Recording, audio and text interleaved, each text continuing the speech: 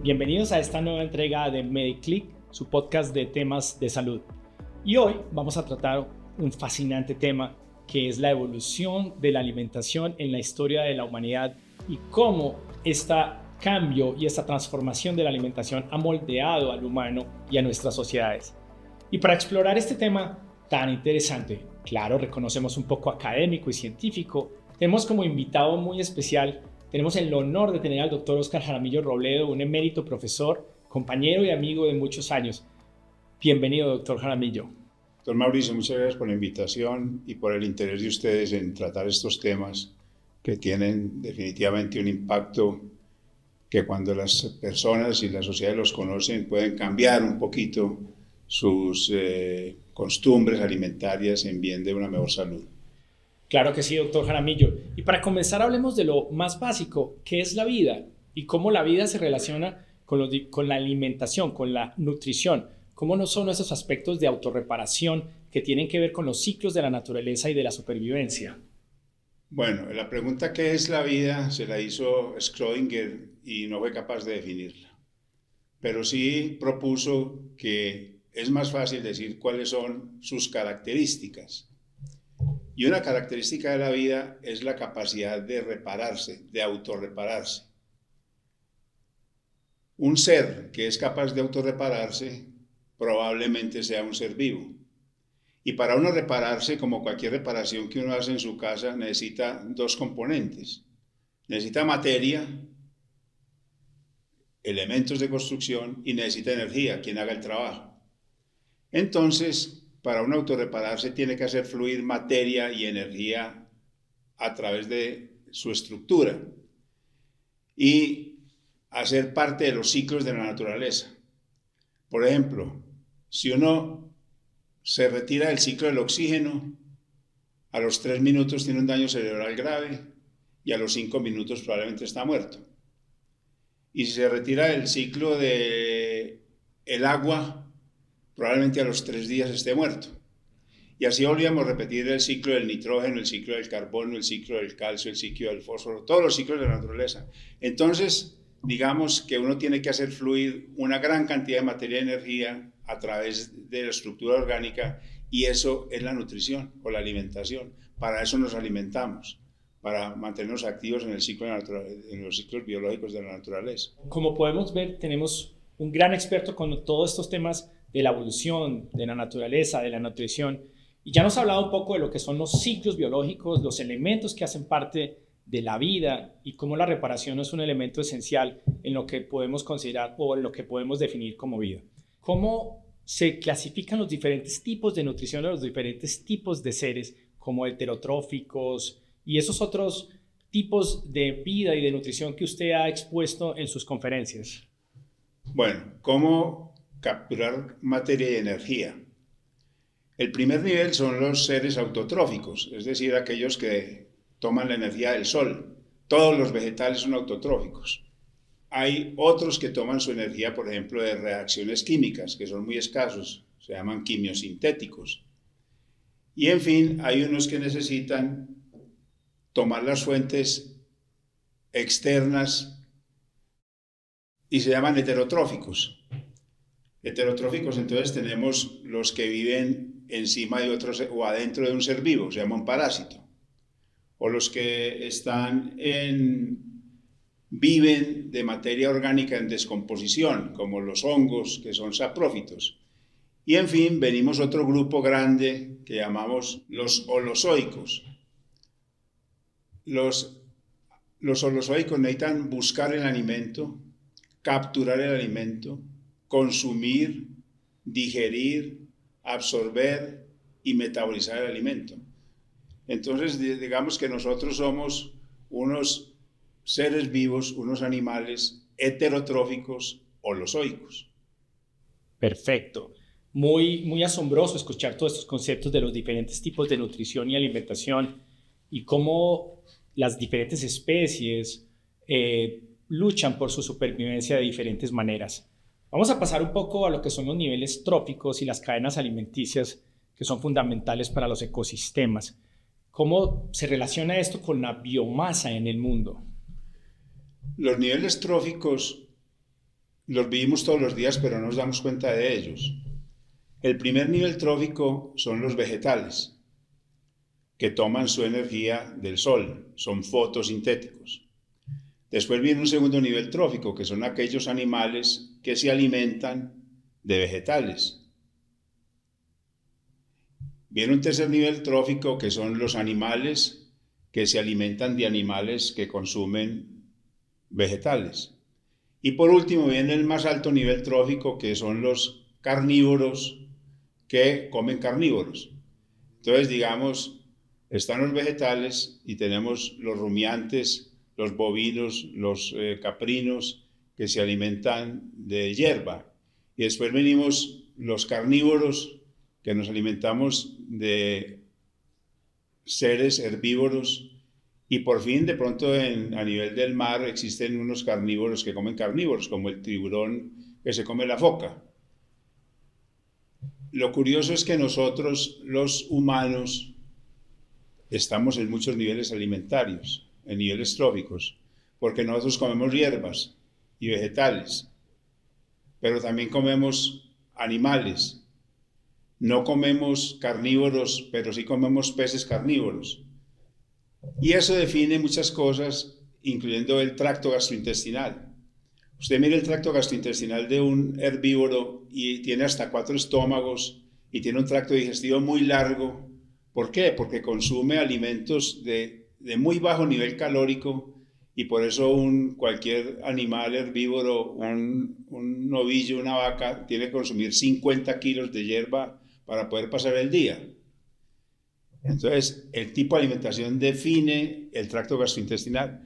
Los carnívoros, no, los carnívoros tienen un estómago pequeño y un tracto gastrointestinal muy corto porque se comen 4, 5, 6 kilos de carne y con eso pasan varios días. Y estamos nosotros que somos omnívoros, porque que tenemos un tipo de dentición combinada, tenemos incisivos, tenemos caninos, tenemos molares, tenemos un tracto gastrointestinal intermedio, con el estómago más o menos grande, no tan grande como el tracto gastrointestinal no tan largo. Entonces, define el tipo de alimentación, la morfología del tracto gastrointestinal. Y lo que me preguntaba Mauricio de la biomasa, a medida que se va avanzando en los niveles tróficos, va disminuyendo el número de individuos. Hay mucho más hierba en el mundo que herbívoros. Y hay más herbívoros que carnívoros. Son más grandes las poblaciones de ñus o de venados que los de leones. Son mucho más pequeños. Van disminuyendo la biomasa. ¿Y cuál es el problema del ser humano? Que el ser humano no tuvo mecanismos de control y creció su biomasa a niveles muy, muy grandes, siendo un gran consumidor de, digamos, una población mucho más pequeña. No ha habido control en la biomasa de los seres humanos y eso se convierte en un factor de riesgo para la naturaleza.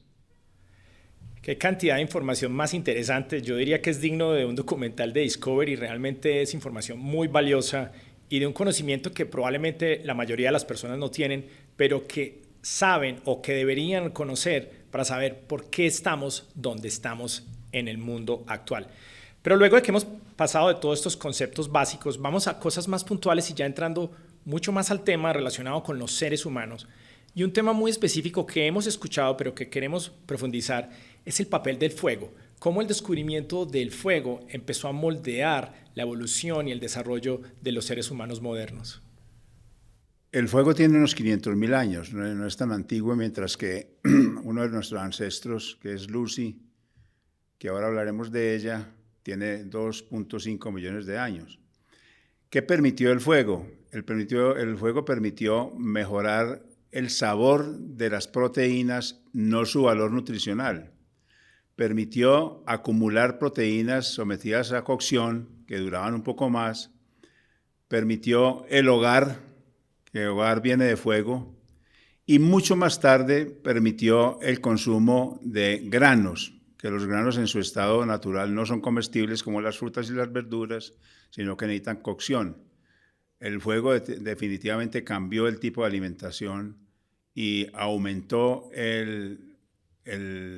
la gama de alimentos que pueden consumirse.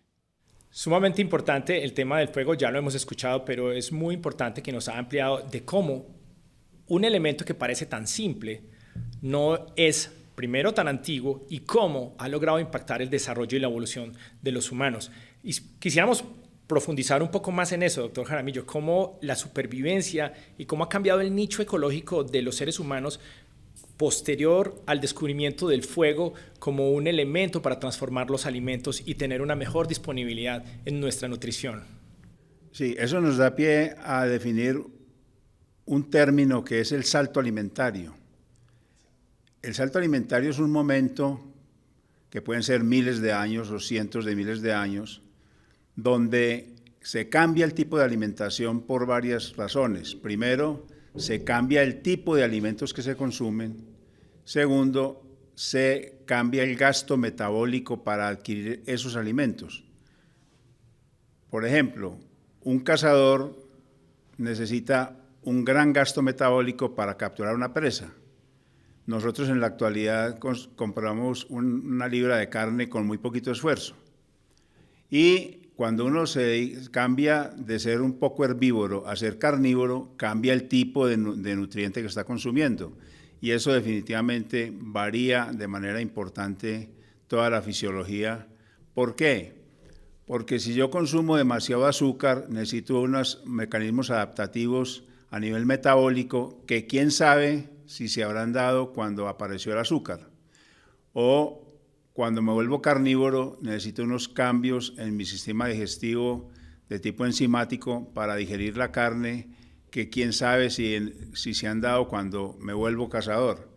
Entonces, el salto alimentario tiene tipo de alimento, gasto metabólico para adquirirlo y mecanismos adaptativos propios de cada individuo para poder utilizar esos nutrientes. Eso vamos a llamarlo salto alimentario y vamos a definir varios saltos alimentarios que han definido la historia y prehistoria de la alimentación humana. Entonces podríamos decir que la humanidad ha tenido un desarrollo que ha ido en discordancia o en discrepancia con nuestras fuentes originales de alimentación. Hemos tenido unos cambios, digamos, de desarrollo social mientras mantenemos unas bases fisiológicas y biológicas similares a las que traemos desde hace probablemente 250.000 años o 500.000 años. Esa discrepancia entonces nos está trayendo a unos problemas, digámoslo de esta manera, modernos. ¿Cómo se está dando ese problema que se está dando como consecuencia de esa dicotomía en la forma en que ha evolucionado, por un lado, la nutrición y la forma en que obtenemos nuestra alimentación y mantener nuestras bases biológicas desde hace miles de años? Empecemos haciendo un pequeño recuento. El mono hombre, no el hombre mono, sino el mono hombre que nos antecedió, vivía en África y era un herbívoro. Cuando se unieron América del Norte y América del Sur a través del Istmo de Panamá, dicen, se originó una gran sequía en el África, de tal manera que ese pequeño mono hombre tuvo que aventurarse en el desierto africano y no tenía nada de qué alimentarse. Se dio cuenta que los grandes carnívoros dejaban residuos en las presas que consumían.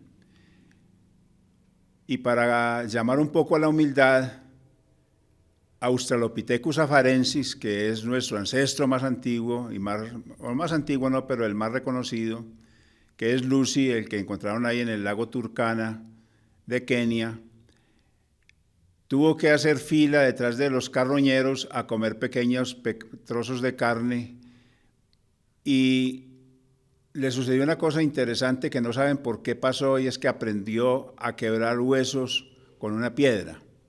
De tal manera que esa médula del hueso, ese tuétano del hueso, adquiría hasta el 50% de sus requerimientos calóricos y proteicos.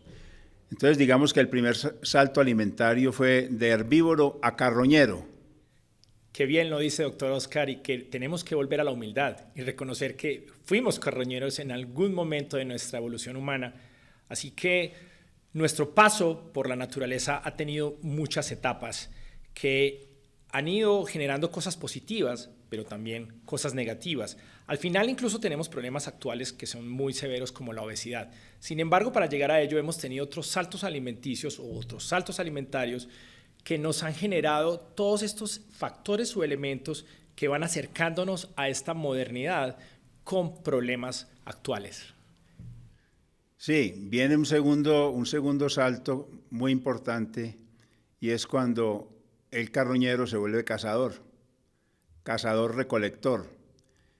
Características, pues la cacería necesita mucho esfuerzo, necesita mucho consumo de energía, pone a disposición una gran cantidad de proteínas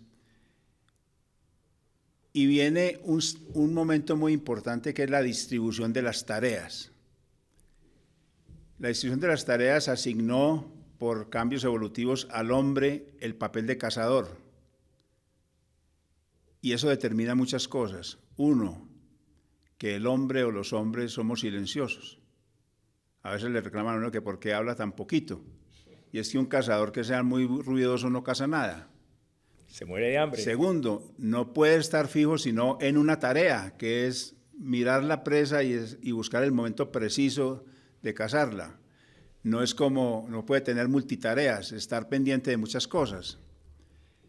Y las mujeres se les asignó, o la evolución designó, que fueran recolectoras y cuidaran los hijos.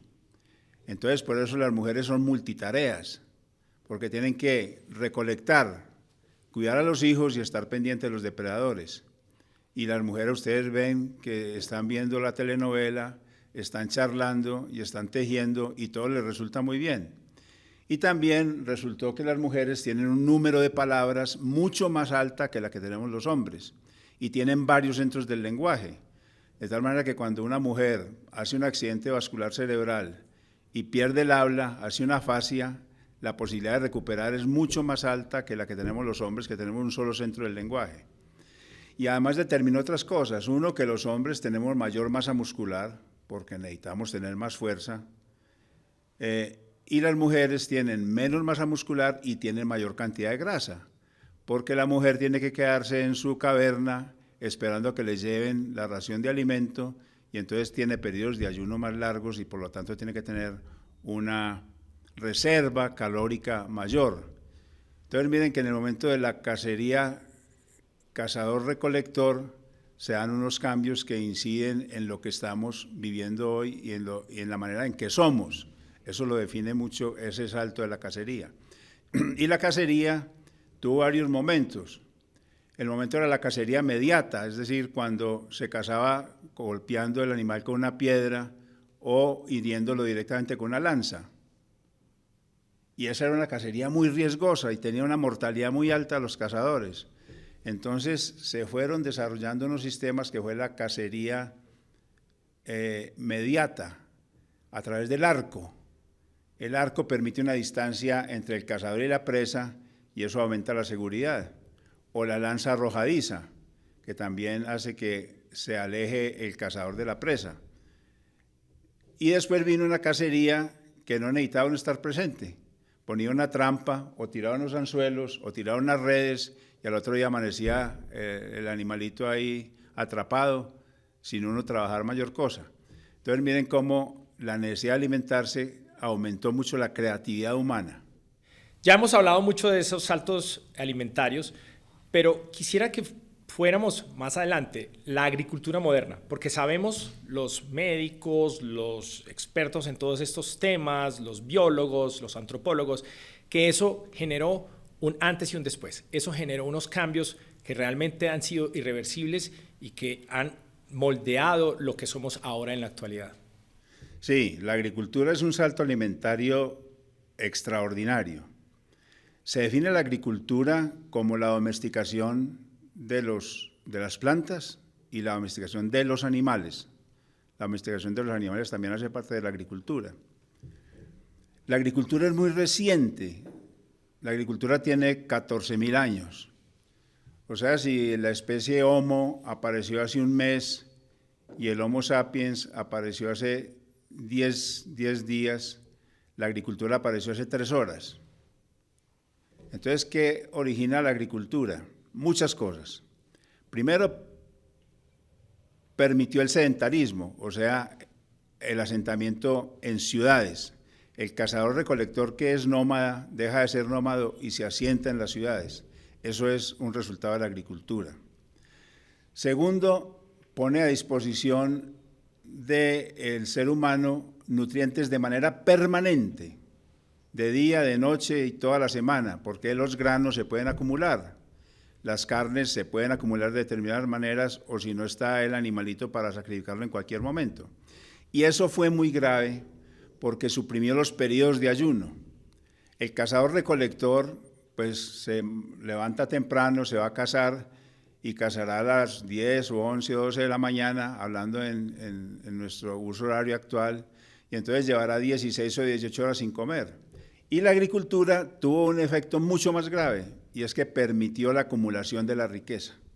El cazador-recolector no tiene nada, ninguno tiene nada, pero cuando vino la agricultura, unos que se apoderaban de los granos y los empezaron a acumular, empezaron a tener los rebaños y los empezaron a acumular, y eso fue muy grave porque empezó la acumulación de la riqueza, que antes no había forma de acumular riqueza. Ahora, puso a disposición del ser humano una cantidad de carbohidratos muy alta. Y aparece la agricultura en 3 focos principales y 3 cereales. El regalo de la diosa Ceres a los hombres, que era Deméter griega, se llamaban los cereales, eran los regalos de Ceres.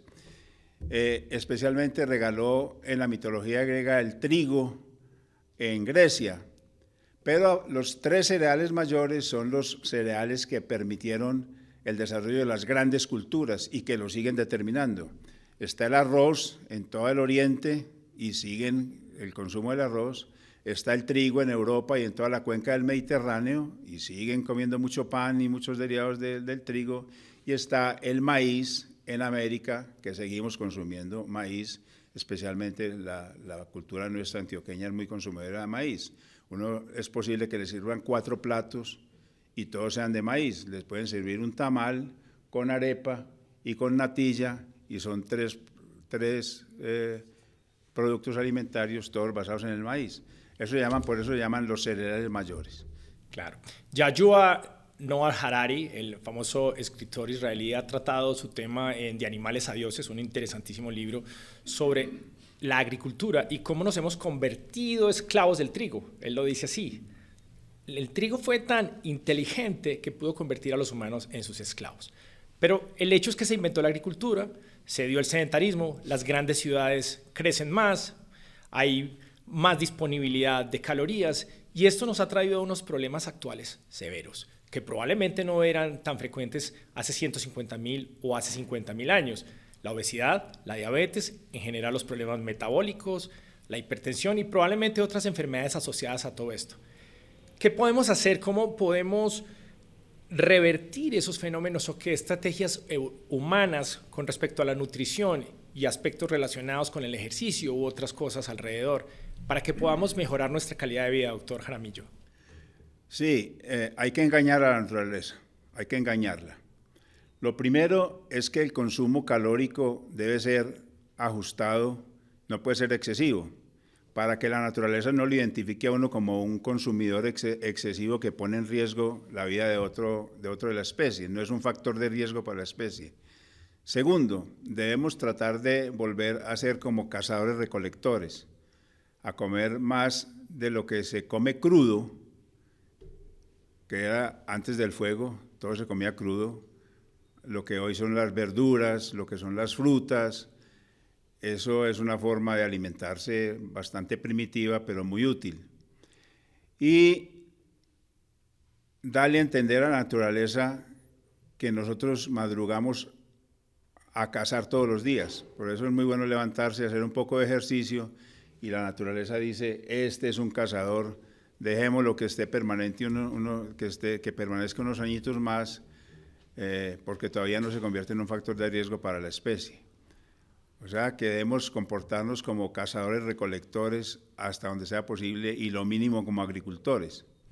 Ha sido pues un recorrido tremendo, fascinante, desde una persona muy conocedora de muchos aspectos de la humanidad, de la evolución, de la nutrición, y nos damos cuenta que hemos llegado a unos problemas, pero También muy importante lo que nos ha dicho en la parte final de cómo podríamos de alguna manera revertir. No vamos a cambiar nuestra sociedad, no vamos a deshacernos de las ciudades, no vamos a empezar a caminar por las selvas o por los campos tratando de cazar nuevamente animales para comer en el día a día. Eso no va a pasar, estamos en otra etapa de la humanidad, pero debemos tratar de aplicar esas cosas o esos conceptos, cómo engañamos a la naturaleza y a la evolución y cómo vamos a revertir todos esos problemas, porque reconozcamos, es un problema tremendo lo que está pasando hoy en el día en el metabolismo de las personas. Así que, doctor Jaramillo, muchas gracias por todo ese conocimiento desde un experto tan profundo con todos estos temas y todo este recorrido que nos ha dado hoy. Muchas gracias, doctor Mauricio, por su invitación, y creo que estos conceptos, que son conocimientos generales, ayudan un poco a entender cómo nos hemos alimentado y a dar algunas pautas de cómo deberíamos alimentarnos y manejar nuestro régimen de ejercicio y de actividad física para tener una mejor salud. Muchas gracias, doctor Mauricio, por su invitación. Y muchas gracias a todos por escuchar nuestros podcasts de Mediclick, temas de salud para toda la comunidad. Esperamos que sean de interés para todas las personas. Si tienen algunas dudas, pueden comunicarse con nosotros a nuestras redes sociales, a nuestra página web. Trataremos de contestarlas a ellas y esperamos que puedan ver nuestras siguientes emisiones.